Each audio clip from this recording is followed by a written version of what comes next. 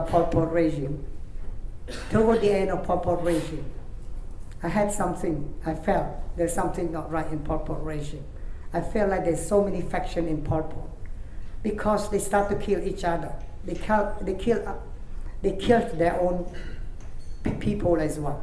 The reason I said that, because about a couple of months before the regime collapsed, I had a very good leader. He looked after us very well. He allowed us to go to the rice field to catch crab, snail, and so on for our own needs. But one day he said to all of us, about 3 or 4 of us said that, I would like to say goodbye to everyone. He burst into tears. I said, well, how come you cry? He said, they sent me to the west part of Cambodia. In that time, I felt like there's something not right in Pol Pot regime. It means that they're going to kill him as well. Pol Pot, their favorite in my village always, if they send you to build the railway or send you to some part of Cambodia, it means they're going to kill you. But just so many other stories that I would like to share, but just time is not allowing me to share. Now, the next part of my story is the Great Escape. When Pol Pot collapsed, the Vietnamese troops and the current government took over Cambodia. That time it's not 100% took over. I was fortunate to escape, to run away from Pol Pot. And also, after that, I decided to try to find some food, some bicycle, to looking for my family. Even though the current government asked me to become director of the hospital, I said no. I wanted to looking for my family. With a bicycle, with some rice, some dry fish, weeks and weeks along the road, a long journey from Kampong Chhnang, past through a lot of war zone, a lot of battlefield between Pol Pot and Vietnamese troops. It's fortunate I still get away from those problems, especially get shot by those soldiers. Took me many weeks before I looked all over the place, from town to village to where I used to live. I could not find my brother and sister at all. I asked so many people, they have no idea where my family was. Fortunately, after many weeks, I traveled all the way to the west part of Cambodia. I found my brother and sister.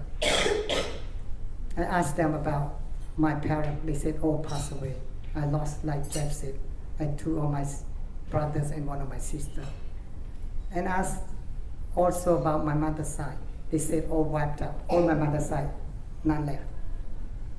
I have uncle and auntie on my mother's side, about 10 in the family, and a lot of cousins and so many cousins. They're all wiped out in Pol Pot regime.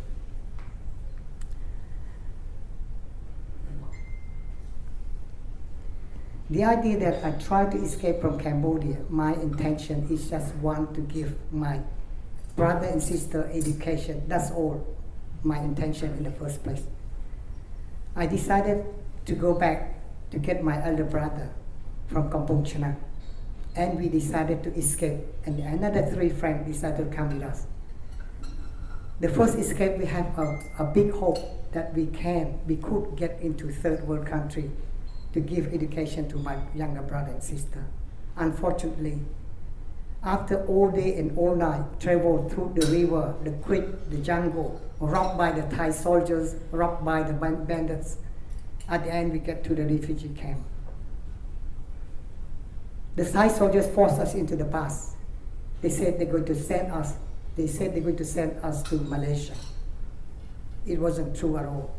The bus traveled all day, all night. If you look at the map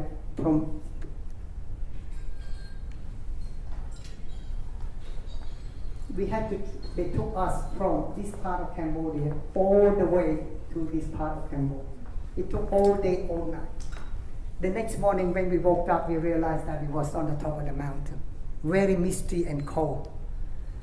They forced us out of the bus. They said, get out. forced us to walk down the mountain. We call Phnom Previ here. Very steep mountain, full of mines, very steep. Took us all day from morning until night to reach the bottom. That one's not an issue for us. But the main problem is a lot of people get killed because of the bomb, the mines that Pol Pot and Thai soldiers planted all those mines along the road. Everyone was very thirsty. Rushed to get the water along the creek. Looked like a Chinese medicine, but dark brown water. They didn't realize that a lot of mines along those rivers as well. A lot of people get killed, especially the elderly and the young children. The Thai soldiers is very cruel. They force you to come down, to walk down.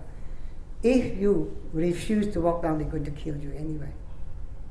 That's another experience I would like to share.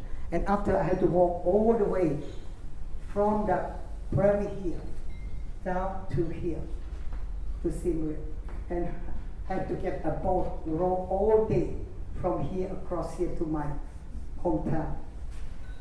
From that, I had to start all over again my life.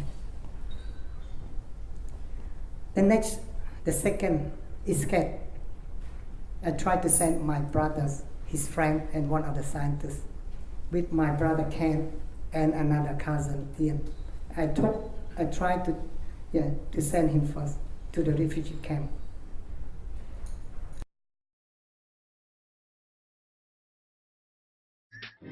SK Media.